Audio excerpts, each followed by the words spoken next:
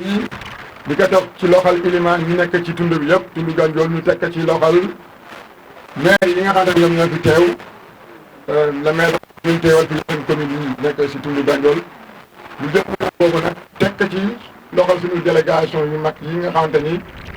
tey suñu mbokk suñu doomu baay mu Cheikh Ahmed Tidiane Dièye ministre de l'hydraulique et de l'assainissement moom moo ko jiite ànd ak seen forte délégation depuis démb la fanaan ci ngir fonk bis bi ngir fonk cosaanam ngir fonk Gandiol ngir fonk Anta Samba Sane Gandiol donc loolu aussi dañ ko si delloo njukkal bu baax a baax naka noonu aussi suñu bàjjan Maymouna Dièye ministre de la famille de l'action sociale et des solidarités amoon yéene teew fi lool am ngant waaye mu yóbbal une forte délégation ki ko jiite di Youssouf Djité son directeur de cabinet ak Mor Samb son conseiller technique numéro 1 avec ñi ñu ànd ñëpp macha allah ñoom dañu ñëw teewal fi ñaari délégation ministère yooyu tekk ci bis bi nga xam ni dafa am solo ci taarixu Gandiol ndax xam ngeen ne Anta Samba Sane Gandiol bis bi mooy cérémonie de lancement officiel du premier colloque international et pluridisciplinaire ñu dàkkantal que Gandiol dans l'histoire maanaam Gandiol ci taarix Gandiol ci taarixu réew mi Gandiol ci taarixu Afrique jàpp ci taarixu adduna bi yëpp yàlla dogal nag ñu feggoo ci ak suñu ay partenaires muy waa histoire générale du Sénégal tey ki leen fi teewal di professeur Bouba Diop ak délégation bi mu àndal yëpp ñu leen di nuyu di leen sargal di kontaan xam ni liggéey bii nu war a sumb wala waxtaane histoire u Gandiol war ko bindaat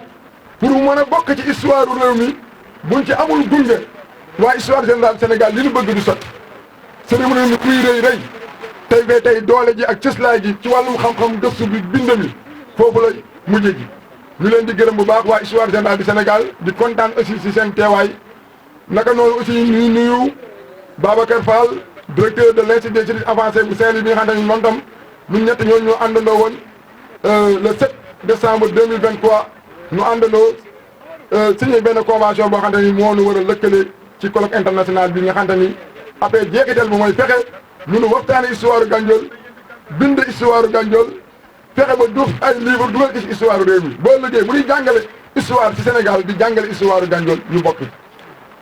di nuyu bu baax a baax ñi fi nag sànq dégg naa délégation yëpp lim nañ leen jaratul ma ciy dellu ci parce que ñi fi nekk ñëpp ay mbokk lañu te boo tuddee kenn bàyyi ñi des day am lu mu nuru waaye da ngeen may baal ba tuddee kenn ku bëgg a ceeb koo xam ne dafa amoon yéene teew muy général Banda Dièye général Banda xam ngeen ni liggéey bu rëy bii nu sumb ñii seqal ñun Anta Samba Sane Gandiol xam ngeen ni tey wax dëgg sala moom ci boppam li association bi di doxe ci wàllum xalaat ci wàllum xel ci wàllum koom-koom ci wàllum lu ne moom loxo mu ngi ci mu amoon yéene teew ci bis bii bokkaat mu am ngant te di kilifa gu mag waaye nag loolu la yàlla dogal mais teewul lu bëri ci teraanga li mu war a def ci bis bi def na ko naka noonu aussi loolu dañuy jaajëfale ñeneen ñi nga xam ne nag kenn ku ne doomu Anta Samba Sane Gandiol nga doomu Gandiol nga yaa ngi liggéey moo xam waa pôle médical santé bi la moo xam waa ànd na Gandiol parce que gis ngeen démb ak barki démb ñu organiser bi ñaari journée de consultation médicale gratuite may ko doomu Gandiol yi gis ngeen également ñu organiser ay session de formation ci wàllum teinture wàllum restauration pâtisserie ak wàllum transformation may ko jigéen ñi ak ndaw ñi tey nag ñu war a lancer le colloque international ñu am fi ay délégation yoo xam ne jóge nañ ba France Isabelle léegi def na un discours en français donc waa Gambie yi aussi waa Kër Bontel Moussa Diop jóge Gambie aussi fekk si cérémonie bi mel nii donc ñooñu si dañ leen di amal njukkal bu baax a baax a baax di leen wax ni programme bi tey lancement bi la mais programme bi dafay continuer ndax xam ngeen ni suba si suba gi la borom xam-xam yi universitaires yi chercheurs yi étudiants yi ak suñu mbokkum géwël yi xam taarix ak mag ñi xam taarix yi Gandiol ak ndaw ñi ñooñu suba leen war a daje pour wéyal waxtaan wi nag ñu waxtaane li nga xam te ne moom mooy taarixu Gandiol ñoom ñëpp waxtaankat yooyu ñoom ñoo ngi fi xam ngeen ni suba tamit war nañu organiser régate yi muy rawante gaal yi mu war a amee fii ci tefes Casineer gi suba si ngoon ci 4 heures incha allahu rabbi la war a am gannaaw suba aussi ñu wéyal waxtaan yi mais ca ngoon nga ñu dellu nag tundu banque ak ngangu ne war fa wayal wéyal li nga xamante ni moom mooy course fas yi nga xam ne war na am foofu bon daal ñoo ngi jaajëfal ñëpp docteur Cheikh Seck aussi jóge ba ngeen di fàttewul la ak yeneen délégation yi nga xam ñoo fi teew ñëpp sànq préfet ma Diop ak El Hadj Texe Samb ak doyen Ablaye ñoom lim nañ leen ñoo ngi rafetluwaat bu baax prestation culturelle yi fi am communauté yi fi teew yëpp muy pël naar joola soose bambara suñu mbokku géwél yi jigéen ñi ñoom ñëpp presse bi à travers Max Mbaye Diadji liggéey bu rafet lañu def mais également di jaajëfal bu baax le gouverneur de la région de Saint-Louis bi ñuy def liggéey bi gouverneur dafa nu recevoir bind une note circulaire boo xamante ni tax na tey ñu mën a mobiliser la gendarmerie tax na ñu mën a mobiliser sapeur pompier tax na ñu mën a mobiliser waa SEN'EAU directeur général bi Maguette Niang mi ngi fii si kaw toog ak liggéey bu rafet bi fi def ci wàllum appui ci wàllum ndox beneen bi tamit mu mobiliser fii waa Pamphar bi tey ñu teew fii def ci prestation bu am solo donc ñun ñëpp nag buñ ko mënee am mu yomb ci ñun ci ndigalal gouverneur de la région de Saint-Louis lañ ko amee di jaajëfal bu baax suñu mbokk Cheikh Tidiane Dieye di xam ni daal Gandiol ñoo ngi nii say mbokk lañu xëy na temps bi dafay xat moo tax yenn jafe-jafe yu ñu bëggoon jooyal Gandiol sax day xaw a xat ci ñun waaye daal lu mu gàtt-gàtt mën nañ la yóbbante benn ci jafe-jafe yi muy wàllum bël bi ak wàllum canal du Gandiolé ak wàllum jafe-jafe yi ñu am ci wàllum ndox mi ci biir tund Gandiol yëpp Gandiol yëpp dafa am jafe-jafe ay ndox donte nag ay effort am na ci ñu ñaan comme yow doomu Gandiol nga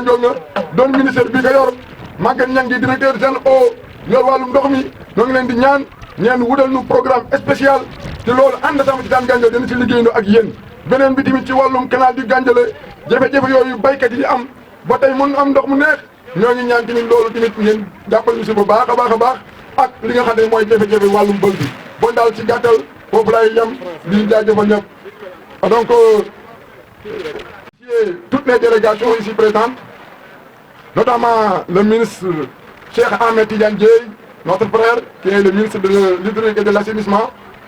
mais également on a eu la délégation de madame Maïmouna Dieye notre Badiane qui est la ministre en charge de la famille, de l'action sociale et des solidarités. Nous avons également ici plusieurs délégations venant de la France. Il y a la famille Isabelle Gandiol, il y a la famille également de Montel Moussa Diop, qui sont tous venus d'étrangers, mais également qui sont venus pour participer à cette belle fête. Ce jour, c'est un jour historique pour Gandiol. Parce que ça marque le début du projet de réécriture de l'histoire générale du Gandiol. L'année dernière, nous avons eu la chance de signer une convention tripartite avec l'histoire générale du Sénégal, représentée ici par le professeur Bouba Diop, que nous saluons au passage avec sa délégation, mais également l'Institut des études avancées de Saint-Louis, qui est représenté au poste de directeur, professeur Babacar Fall. Nous avons eu la chance de signer cette convention pour co-organiser ce premier colloque international sur l'histoire intitulé Gandiol dans l'histoire. Et la finalité de ce colloque, c'est quoi? C'est que les actes du colloque seront publiés et versés dans l'histoire générale du Sénégal pour que l'histoire de Gandiol soit intégrée définitivement dans l'histoire de ce pays-là. Donc, par ma voix, au nom de l'association And Gandiol, nous remercions tous ceux qui ont de près ou de loin contribué à la réussite de cette belle journée. Et nous avons vu également qu'il y a beaucoup de prestations culturelles des différentes communautés gandiolaises, notamment les Alpulaar, les Maures, les Jola, les Socé, les Bambara, les Wolof et la communauté griotte. Tout le monde, toutes les couches se sont mobilisées en un seul homme pour vraiment participer à ces fêtes, pour colorer cette fête. Et ça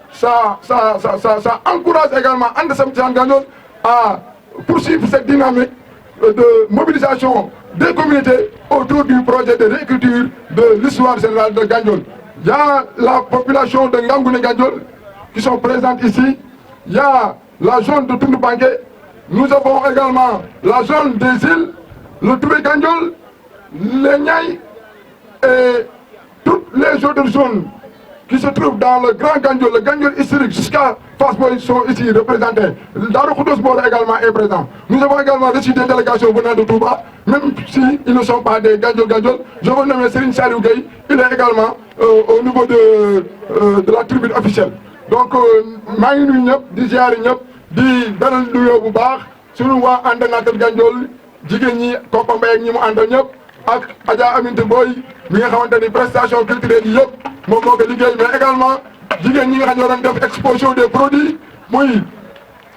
jigéen ñi leen nekk si wet gi te Bator Boy jiite leen